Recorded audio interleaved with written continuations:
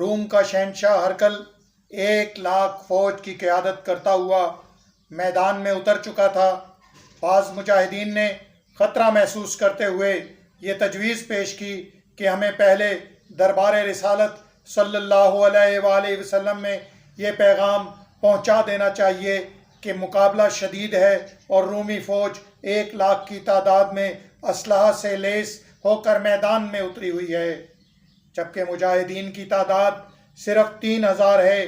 لہٰذا جنگی لحاظ سے مسلمان خطرے میں ہیں۔ دربار رسالت صلی اللہ علیہ وسلم سے جو حکم آئے اس کی تعمیل کی جائے۔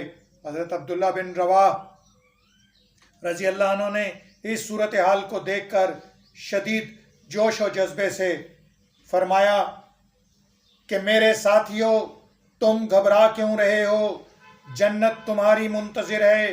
آج شہادت کا بلند رتبہ حاصل کرنے کا سنہری موقع ہے۔ میدان جہاد میں اترے ہوئے ہمیں قلت و کثرت کو نہیں دیکھنا چاہیے۔ ہم تو دین کی سربلندی کے لیے سربقف میدان میں نکلے ہوئے ہیں۔ اسی دین کی وجہ سے ہمیں عزت و سرفرازی نصیب ہوئی ہے۔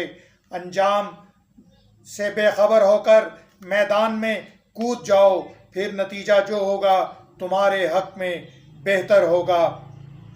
اگر تم مارے گئے تو شہید کہلاؤ گے، اگر بچ نکلے تو غازی بن جاؤ گے۔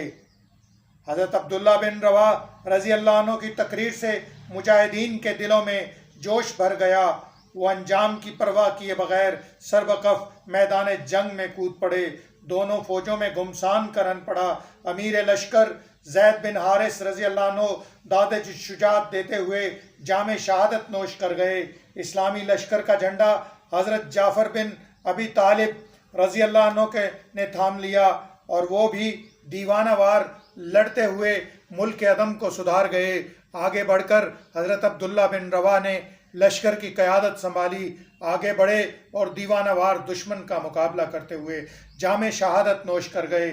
لشکر اسلام کا جھنڈا آگے بڑھ کر حضرت ثابت بن اکرم رضی اللہ عنہ نے پکڑ کر حضرت خالد بن ولید کے ہاتھ میں تھماتے ہوئے کہا، اب آپ ہی اس کشتی کو بھنور سے نکالنے کی صلاحیت رکھتے ہیں۔ آپ آگے بڑھیں اور اس ڈولتی ہوئی ناؤ کو کنارے لگانے میں اپنی خودداد صلاحیتوں کو بروئے کار لائیں۔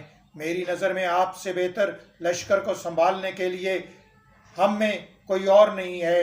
میں اور میرے تمام ساتھی متفقہ طور پر آپ کو اپنا امیر تسلیم کرتے ہیں۔ حضرت خالد بن ولید رضی اللہ عنہ نے قیادت کے فرائض سر انجام دیتے ہوئے جنگی تاریخ میں ایک انوکھا کارنامہ سر انجام دیا، جس سے جنگی امور کے ماہر ورطہ حیرت میں ہیں کہ 1,00,000 مسلح فوج کے مقابلے میں صرف 3,000 اور پھر وہ بھی صحیح و سلامت واپس پلٹنے میں کامیاب ہو جائیں۔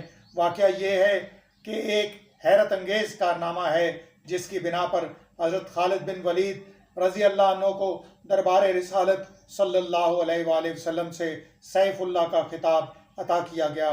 حضرت عبداللہ بن رواح رضی اللہ عنہ لشکر اسلام کے ایک عظیم جرنیل ثابت ہوئے اور ان جنگی کارنامے تاریخ کے یعنی اسلامی تاریخ کے سنہری ابراق میں ہمیشہ جگمگاتے رہیں گے۔